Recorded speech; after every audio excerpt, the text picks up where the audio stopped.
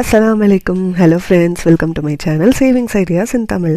நம்மளோட மூளையை உன்னால் முடியும் அப்படின்னு சொல்லி மோட்டிவேட் பண்ணி பாசிட்டிவ் டைரக்ஷனுக்கு எப்படி கொண்டுட்டு போகிறது அப்படிங்கிறத பற்றின ஒரு சில டிப்ஸை தான் இந்த வீடியோவில் பார்க்க போகிறோம்.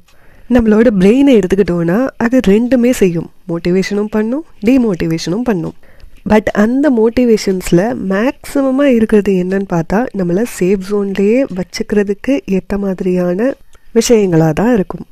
உடம்பு கொஞ்சம் டயர்டாக இருக்குன்னா கூட அந்த டயர்டோடையே நம்மளால் பார்க்க முடியக்கூடிய வேலைகள் இருந்துச்சுனாலுமே கூட இப்போ போய் தூங்கி நல்லா ரெஸ்ட் எடு, உனக்கு நிறையாவே நேரம் இருக்குது, இந்த வேலையெல்லாம் ரொம்ப ஈஸியாக முடிச்சிடலாம் அப்படிங்கிற மாதிரி நம்மளோட மூளை நம்மளை மோட்டிவேட் பண்ணும். இப்படி பண்ணக்கூடிய மோட்டிவேஷன்னால் ரொம்ப சிம்பிளான வேலையை கூட பெண்டிங் வச்சு அதை அப்படியே காம்ப்ளிகேட்டடாக நம்ம மாற்றிடுவோம். அதுதான் நமக்கு இன்னும் ஹெவியான ப்ரெஷரை க்ரியேட் பண்ணும். நாம் இதை எப்படி ஹேண்டில் பண்ணோன்னா, இந்த வேலையை முடித்தா நெக்ஸ்ட்டு ரெஸ்ட் எடுத்துக்கலாம், ஒர்க் ஃபஸ்ட் ரெஸ்ட் நெக்ஸ்ட் அப்படிங்கிற மாதிரி நம்மளோட மூளைக்கு நாமளே ரிவார்ட் கொடுக்கும்போது நம்மளோட மூளை ஆட்டோமேட்டிக்காக அந்த வேலையை முடிக்கிறதுக்கு மோட்டிவேட் பண்ணி ஹெல்ப் பண்ணும். அடுத்ததாக நம்மளோட மூளை சேவிங்ஸ் பண்ணுறதை விட அதிகமாக எக்ஸ்பென்ஸ் பண்ணுறதுக்கு தான் மோட்டிவேட் பண்ணும். சேவிங்ஸ் பண்ணி என்ன பண்ண போகிற, நல்லா தாராளமாக செலவு பண்ணி மகிழ்ச்சியாக இரு அப்படிங்கிற மாதிரி நம்மளோட மூளை நம்மக்கிட்ட சொல்லும். அதை கேட்டுக்கிட்டு நம்ம பாட்டுக்கு செலவு பண்ணிட்டோன்னா முன்னாடியே நம்ம கொஞ்சம் பார்த்து செலவு பண்ணியிருக்கலாமோ, தேவையில்லாமல் செலவு பண்ணி இப்போ தேவைக்கே கஷ்டப்படுற மாதிரி இருக்கே, அப்படியெல்லாம் நம்மளை பின்னாடி ஃபீல் பண்ண வைக்கும். சேலரி வந்ததுமே நல்லா தாட் பூட்டுன்னு செலவு பண்ணிவிட்டு மந்த் எண்டில் கடன் வாங்குகிற எல்லாராலையுமே இதை ஃபீல் பண்ண முடியும். என்ன குடிகாரம் போச்சு பேச்சு விடிஞ்சா போச்சுங்கிற மாதிரி சேலரி வந்ததுமே இதெல்லாம் மறந்து போயிடும்.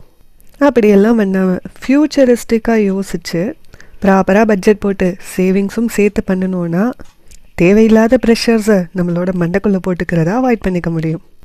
அடுத்ததாக பேட் ஹேபிட்ஸுக்கு வரலாம். புண்பட்ட மனதை புகைவிட்டு ஆத்துறது, அப்புறமா வைன் சாப்பிட்றது, இது மட்டும் பேட் ஹேபிட்ஸ் கிடையாது. தேவையில்லாமல் ஷாப்பிங் பண்ணி காசை வேஸ்ட் பண்ணுறது, அளவுக்கு அதிகமாக கண்டதையும் சாப்பிட்டு உடம்பை வீணாக்குறது, இதுவுமே கூட பேட் ஹேபிட்ஸ் தான். இந்த மாதிரியான பேட் ஹேபிட்ஸ் இருக்கக்கூடிய நம்மக்கிட்ட நம்மளோட மூளை இன்றைக்கி மட்டும் இதை நல்லா என்ஜாய் பண்ணிடு, நாளைக்குலேருந்து இதை ஸ்டாப் பண்ணிக்கலாம் அப்படிங்கிற மாதிரி மோட்டிவேட் பண்ணும். பட் அந்த நாளைக்குங்கிறது தான் எந்த நாளுங்கிறதே தெரியலை. நாளைக்கு அப்படின்னு நம்ம சொல்கிறோனாலே அதை செய்யாமல் இருக்கிறதுக்கு ஒரு ரீசன் தேடுறோம் அப்படின்னு தான் அர்த்தம். பட் நாளைக்கு ஏர்லி மார்னிங் எந்திரிக்கணும் அப்படின்னு சொல்லி டிசைட் பண்ணுறோன்னா அதை நாளைக்கு தான் செய்ய முடியும். ஆனாலும் இன்றைக்கு அதை இனிஷியேட் பண்ணணும்.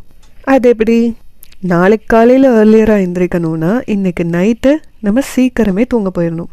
தூக்கம் வரலங்கிற மாதிரி தோணுச்சுனாலும் எக்காரணத்தை கொண்டும் நம்ம மொபைல் ஃபோனில் மட்டும் கை வச்சிடவே கூடாது.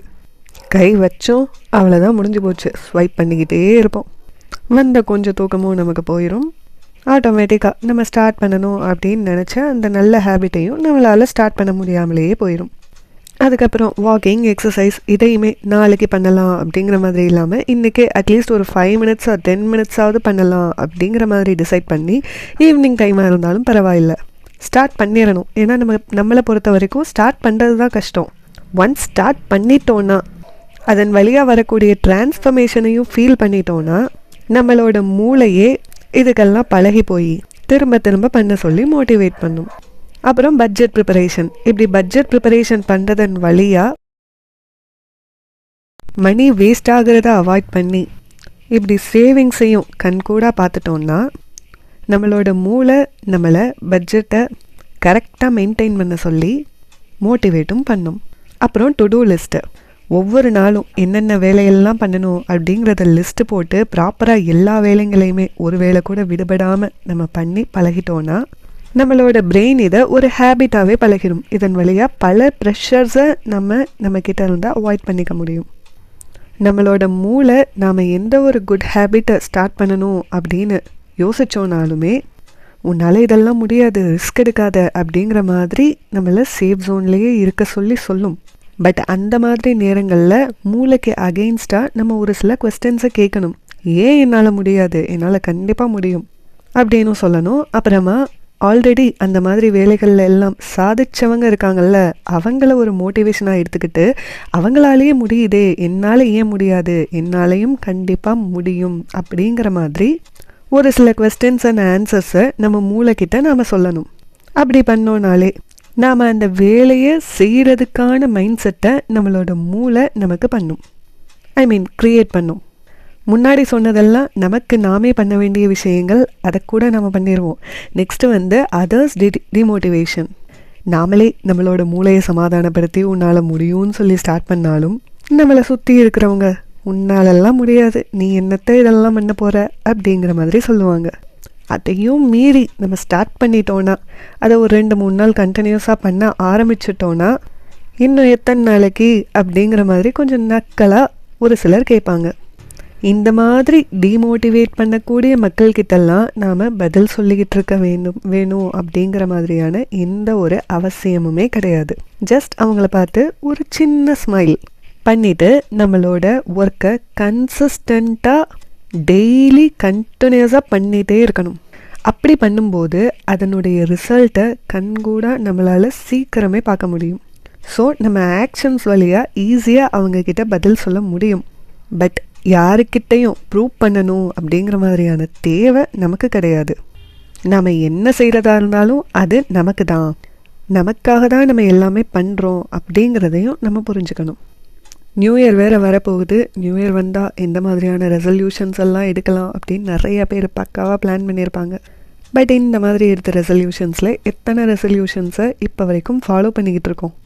ஸோ நியூ இயர் வந்தால் தான் ரெசல்யூஷன் எடுப்பேன் அப்படிங்கிற மாதிரி இல்லாமல் இப்போத்துலேருந்தே நான் எந்த ஒரு ரெசல்யூஷனாக இருந்தாலும் எடுப்பேன் அப்படின்னு டிசைட் பண்ணோன்னாலே நாம் பல நல்ல விஷயங்களை நம்மளோட லைஃப்பில் கொண்டு வர முடியும். அதுதான் நம்மளை வெற்றி அடையவும் வைக்கும். இந்த வீடியோ உங்களுக்கு பிடிச்சிருந்துச்சுன்னா லைக் பண்ணுங்கள். மோட்டிவேஷன் தேவைப்படக்கூடிய உங்களோட ஃப்ரெண்ட்ஸ் அண்ட் ஃபேமிலிக்கும் ஷேர் பண்ணுங்கள். இந்த மாதிரியான யூஸ்ஃபுல்லான இன்ஃபர்மேஷன்ஸ் எல்லாம் தெரிஞ்சுக்கிறதுக்கு என்னோடய சேனலையும் சப்ஸ்கிரைப் பண்ணி வச்சுக்கோங்க. இன்னும் ஒரு நல்ல வீடியோவில் மீட் பண்ணலாம். பாய்.